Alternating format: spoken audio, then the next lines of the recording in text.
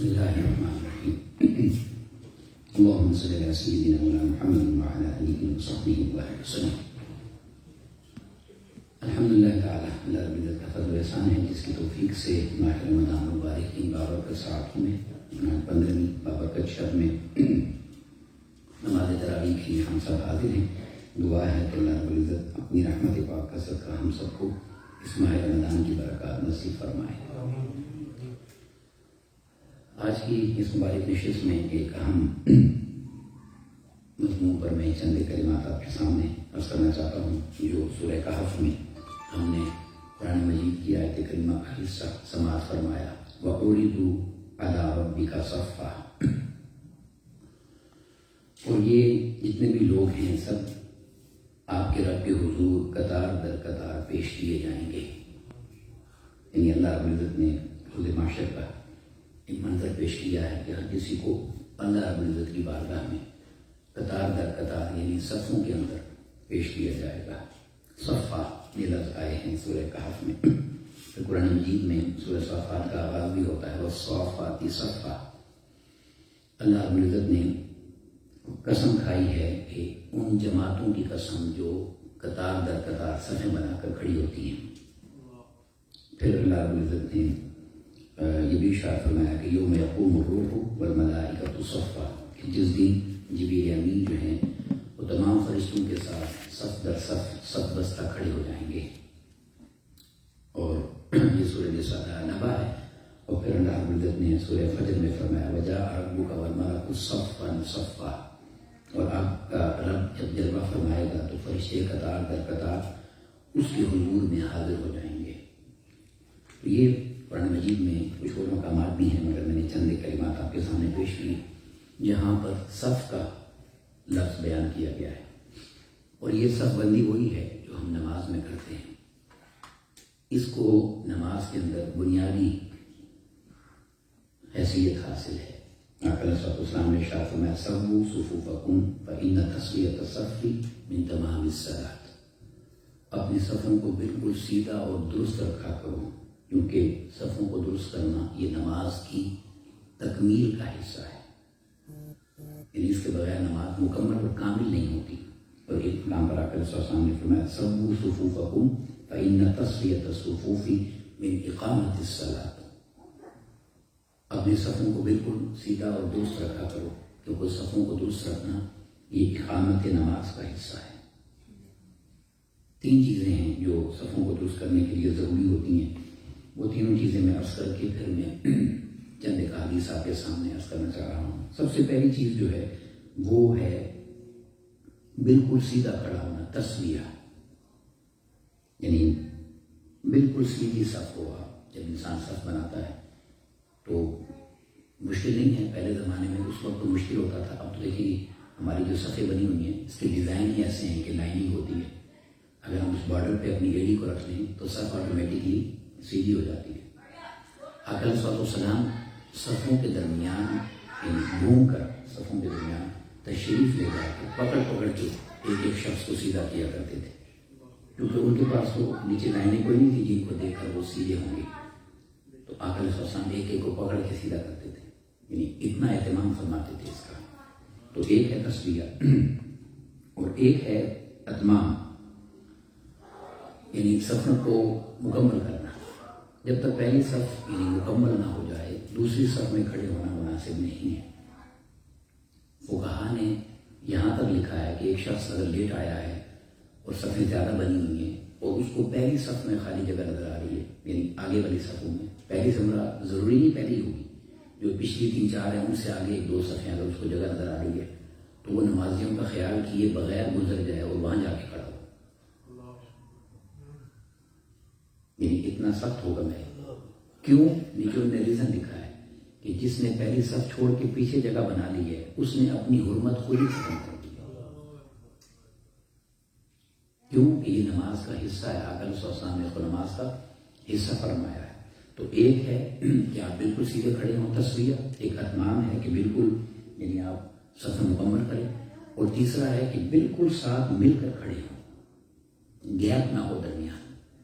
آقا علیہ السلام نے ارشاد فرمایا کہ اگر تم صفوں کے درمیان خالی جگہ چھوڑ دو گے تو تم نے شیطان کے لیے راستہ چھوڑ دیا،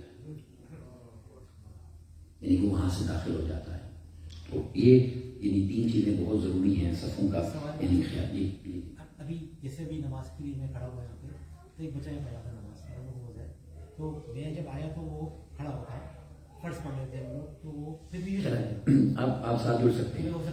اگر کوئی بچہ ہے یا کوئی بیماری کی وجہ سے یا کوئی کسی حادثے کی وجہ سے کوئی اگر چلا جاتا ہے تو آپ صف میں ساتھ آ جائیں۔ جن ویسے ہی جیسے 2 بندے نماز پڑھ رہے ہیں، تیسرا آئے تو ہم آگے پیچھے چلے جاتے ہیں، تو پاؤں زمین سے اٹھنے نہیں چاہیے، پاؤں کے سیٹتے ہوئے آپ اس صف کو مکمل کر دیں۔ اگر آپ کو یہ پتا ہے کہ وہ واپس نہیں آ رہا اور آپ کے پیش نظر یہ ہوگا کہ صف مکمل کر رہا ہوں، تو آپ کو اس کا اجر ملے گا۔ آپ حدیث سے سن لیں گے، بیان کرنا مقصود نہیں ہے کہ ہم سیکھ لیں اس سے۔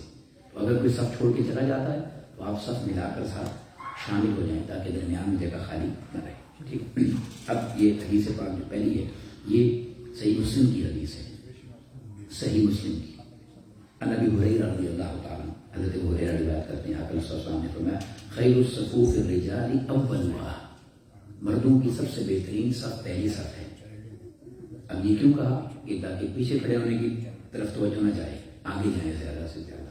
وشرها آخرها، اور جو یعنی کم فائدے والی صف ہے وہ پچھلی ہے، یعنی سب سے زیادہ اجر برکت اور خیر پہلی صف میں ہے، اور سب سے زیادہ جو کم برکت اور خیر ملتی ہے وہ آخری صف میں ہے۔ یہ صحیح مسلم شریف کی حدیث۔ اب دوسری حدیث امام نسائی نے اس کو بیان کیا، حضرت براء بن عازب روایت کرتے ہیں، آقا صلی اللہ علیہ وسلم نے فرمایا ان اللہ وملائکتہ یصلون علی الصف المقدم، اللہ رب العزت اپنی رحمت نازل کرتا ہے اور فرشتے رحمت کی دعا کرتے رہتے ہیں، کس کے لیے؟ ان کے لیے جو پہلی صف میں کھڑے ہیں۔ اب یہ اس طرف اشارہ ہے کہ جلدی آ کر انسان نماز میں یعنی شامل ہو پہلی صف میں۔ اب اگر نمازی کام ہے تو پہلی صف تو ہر کسی کو بھی نہیں جاتی ہے اگر دوسری صف نہیں بن رہی، مگر جو پہلے آ کر شامل ہوگا اس کو یقیناً تکبیر تحریمہ میں شامل ہونے کا اجر بھی مل جائے گا۔ تو فرمایا کہ اللہ اور اس کے فرشتے رحمتیں اور برکتیں اس پر نازل کرتے رہتے ہیں، اور اللہ کے حضور فرشتے دعا کرتے رہتے ہیں ان کے لیے جو پہلی صف میں شامل ہیں اور کھڑے ہیں۔ تو اگلی حدیث پاک کے الفاظ ہیں، حضرت ارباز بن ساریہ روایت کرتے ہیں، یہ بھی ترمذی شریف کی حدیث ہے، کان یستغفر للصف المقدم ثلاثا وللثانی مرة، بے شک آقا علیہ السلام پہلی صف والوں کے لیے 3 بار دعا کرتے تھے اور دوسری صف والوں کے لیے 2 بار دعا کرتے تھے، یعنی پہلی صف والوں کا نام لے کے 3 بار دعا فرماتے، یا اللہ ان کو یہ عطا فرما، یہ عطا فرما، یہ عطا فرما، اور دوسری صف والوں کے لیے 2 بار فرماتے، یعنی ترغیب یہ دلانا ہوتی تھی کہ پہلی صف کی اہمیت کو سمجھا جائے اور پہچانا جائے۔ پھر اس کے بعد حضرت عبداللہ بن عمر رضی اللہ، یہ بڑی اہم حدیث ہے، یہ جو آپ نے سوال کیا تھا نا، وہ اس کو اگر آپ ملائیں گے تو آپ کو مزہ آئے گا سننے کا۔ حضرت عبداللہ بن عمر بیان کرتے ہیں، رسول اللہ صلی اللہ علیہ وسلم قال من وصل صفا وصلہ اللہ، جو صف کو ملاتا ہے اللہ اس کو ملاتا ہے۔ یہ جہاں پہ جگہ خالی نظر آئے تو اس کو پور کرنے کی بات، اور پھر فرمایا من قطع صفا قطع اللہ، اور اگر کوئی جان بوجھ کر صف کو توڑتا ہے، کاٹتا ہے یا ہٹتا ہے تو اللہ اس کو کاٹ دیتا ہے۔ اب اللہ ملاتا کس کے ساتھ ہے؟ اپنی رحمت کے ساتھ، اور کاٹتا کس سے؟ یعنی وہ اللہ کی رحمت سے دور ہو جاتا ہے، اس کی برکت سے دور ہوتا ہے۔ تو صف کو یعنی ملانا، جوڑنا، قائم کرنا یہ اللہ کو اتنا محبوب اور پسندیدہ عمل ہے۔ پھر حضرت براء بن عازب کی روایت کرتے ہیں رضی اللہ عنہ، امام نسائی نے، ابو داؤد نے اس کو روایت فرمایا۔ اب یہ آقا صلی اللہ علیہ وسلم نے تفصیل کے ساتھ اس کا ذکر فرمایا، کان رسول اللہ صلی اللہ علیہ وسلم یتخلل الصفوف من ناحیۃ الی ناحیہ، آقا کریم علیہ السلام ایک کونے سے لے کر مسجد کے دوسرے کونے تک خود تشریف لے جایا کرتے تھے۔ جب میں نے آپ کو کہا کہ صفوں میں گھوم کر صفیں درست کرتے تھے، اور پھر آقا علیہ السلام کیا کرتے؟ کندھے سے کندھا ملواتے، سینے سے سینے ملاتے اور سیدھا کھڑا ہونے کا حکم فرمایا کرتے تھے، یعنی کتنا اہتمام کرتے تھے۔ اب جب آقا علیہ السلام یہ کرتے تو آقا علیہ السلام فرماتے آگے پیچھے مت ہوا کرو، کیوں؟ یہ جملہ سننے والا ہے، میں لا تختلفوا فتختلف قلوبکم، صفیں ٹیڑھی مت کرو، آگے پیچھے مت ہو، جتنا تم صف ٹیڑھی کرو گے اللہ تمہارے دل ٹیڑھے کر دے گا، یعنی اس سے تمہارے دلوں میں خلل پیدا ہوگا، تو ان کو سیدھا رکھا کرو۔ وکان یقول ان اللہ وملائکتہ یصلون علی الصفوف المقدمہ، اور اللہ فرمایا کہ اللہ اپنی رحمتیں نازل کرتا ہے تو فرشتے اس کی بارگاہ میں رحمت کی دعا کرتے رہتے ہیں ان کے لیے جو صفوں میں آگے آگے اہتمام سے کھڑے ہوتے ہیں، پہلی صف والے۔ پھر اس کے بعد آقا علیہ الصلوۃ والسلام نے ارشاد فرمایا، یہ حدیث پاک ام المؤمنین بی بی عائشہ صدیقہ رضی اللہ تعالیٰ عنہ روایت کرتی ہیں کہ وہی الفاظ ہیں کہ اللہ رب العزت کی بارگاہ میں فرشتے دعا کرتے ہیں اور اللہ رحمت نازل کرتا ہے، اور یہ جملہ سننے والا ہے۔ فرمایا ومن سد فرجۃ رفع اللہ بہا درجہ، یہ وہی پھر بات آ گئی کہ جو شخص خالی جگہ صف میں پوری کرتا ہے، جہاں خالی جگہ نظر آئی ہے اس کو پور کرتا ہے، تو فرمایا اللہ رب العزت اپنی بارگاہ میں اس کا درجہ بلند کر دیتا ہے، اس کا درجہ اللہ کی بارگاہ میں بلند ہو جاتا ہے۔ تو پھر ایک طویل حدیث ہے، اس کو بھی میں جلدی سے پڑھ دیتا ہوں۔ حضرت ابو امامہ روایت کرتے ہیں، آقا علیہ الصلوۃ والسلام نے ارشاد فرمایا کہ اللہ تعالیٰ پہلی صف پر رحمت نازل فرماتا ہے اور اس کے فرشتے رحمت کی دعا کرتے ہیں۔ صحابہ نے کہا یا رسول اللہ دوسری صف کا کیا معاملہ ہے؟ آقا علیہ الصلوۃ والسلام نے پھر پہلی صف کا ذکر فرمایا، یہی بات صحابہ نے پھر کہا یا رسول اللہ دوسری صف کا کیا معاملہ ہے؟ آقا علیہ الصلوۃ والسلام نے تیسری مرتبہ پھر پہلی صف کا فرمایا، تو صحابہ کرام نے پھر پوچھا یا رسول اللہ دوسری صف کا کیا معاملہ ہے؟ تو پھر آقا علیہ الصلوۃ والسلام نے فرمایا دوسری صف کے لیے بھی برکتیں ہیں۔ مطلب 3 بار آقا علیہ الصلوۃ والسلام نے پہلی صف کا ذکر فرمایا۔ تو صفوں کو درست کرنا اور اپنی لائن کو سیدھا رکھنا، پاؤں بھی برابر ہوں، آگے پیچھے کھڑے نہ ہو، خالی جگہ نہ ہو، یہ یعنی نماز کا بھی حصہ ہے، نماز کو قائم کرنے کا بھی حصہ ہے، اور اس کا خیال رکھنے والا اللہ کی بارگاہ میں محبوب ہوتا ہے۔ اب یہ میں نے بہت ساری حدیثیں آپ کو سنائی، ایک واقعہ مجھے یاد آیا محبت والا، اس پر میں اس کو ختم کرتا ہوں بات۔ ایک مرتبہ آقا علیہ الصلوۃ والسلام اسی طرح صفیں درست کر رہے تھے تو ایک صحابی کے پاؤں پر آقا علیہ الصلوۃ والسلام کا پاؤں آ گیا، چلتے چلتے ایسے صفیں درست کر رہے تھے، نماز کا وقت تھا، کسی صحابی کے پاؤں پر آقا علیہ الصلوۃ والسلام کا پاؤں مبارک آ گیا۔ اب جب دن گزر گیا اور رات کو آقا علیہ الصلوۃ والسلام کو یہ بات یاد آ گئی کہ میں جب صفیں درست کر رہا تھا تو ایک صحابی کے پاؤں پر میرا پاؤں آ گیا تھا، تو آقا علیہ الصلوۃ والسلام کو اس بات سے تکلیف ہوئی، اس بات سے تکلیف ہوئی کہ کہیں اس کے پاؤں پہ بوجھ نہ آ گیا ہو، یعنی اس کے پاؤں پہ دباؤ نہ پڑ گیا ہو۔ اب یہ یعنی ظاہر ہے آقا علیہ الصلوۃ والسلام کی ذات پاک ہے نا، ہم تو سب کچھ کر کے بھی نہیں سوچتے، یہ تو آقا علیہ الصلوۃ والسلام کی ذات ہے۔ ان کو خیال آ گیا، ساری رات آقا علیہ الصلوۃ والسلام اس بات پر پریشان رہے۔ ویسے تو جب نے کہا وَإِنَّكَ لَعَلَىٰ خُلُقٍ عَظِيمٍ، محبوب آپ کے اخلاق کتنے عمدہ ہیں، میں رب ہو کر آپ کے اخلاق کی قسم کھاتا ہوں، سبحان اللہ۔ تو صبح آقا علیہ الصلوۃ والسلام اس صحابی کے گھر چلے گئے، تو آقا علیہ الصلوۃ والسلام نے دروازہ کھٹکھٹایا، وہ صحابی باہر آ گئے، تو آقا علیہ الصلوۃ والسلام نے فرمایا کہ میں تم سے کچھ کہنے آیا ہوں۔ اس نے کہا جی میرے آقا حکم فرمائیں۔ تو آقا علیہ الصلوۃ والسلام نے سبحان اللہ آپ نے یہ فرمایا کہ کل اس طرح جب ہم صفیں درست کر رہے تھے تمہارے پاؤں پر میرا پاؤں آ گیا تھا، تو اگر تمہیں تکلیف ہوئی ہوگی تو میں تم سے معذرت کرتا ہوں۔ تو یہ بات سن کے صحابی کی آنسو نکل آئے اور وہ رو کر کہنے لگا یا رسول اللہ صلی اللہ علیہ وسلم میں تو کل سے خوشی سے پاگل ہوں، میں تو خوشی میں جھوم رہا ہوں کہ آپ کے قدم سے مجھے برکت ملی ہے، آپ کے قدم سے مجھے برکت ملی ہے، میں تو اس خوشی میں ہوں۔ تو آقا علیہ الصلوۃ والسلام نے فرمایا کہ اچھا اللہ تمہیں اس کا اجر دے، مگر میں تو ساری رات سو نہیں سکا کہ کہیں تمہیں تکلیف نہ ہو گئی ہو، مجھے یاد آیا تھا۔ تو اب صحابی رو رہے تھے اور انہوں نے کہا یا رسول اللہ صلی اللہ علیہ وسلم میں آپ پہ قربان ہو جاؤں، آپ نے ساری رات تکلیف میں کیوں گزاری ہے؟ آپ مجھے بلا لیتے اور رات کو ہی مجھ سے یہ معاملہ کلیئر کر لیتے، آپ کی طبیعت پر بوجھ نہ ہوتا۔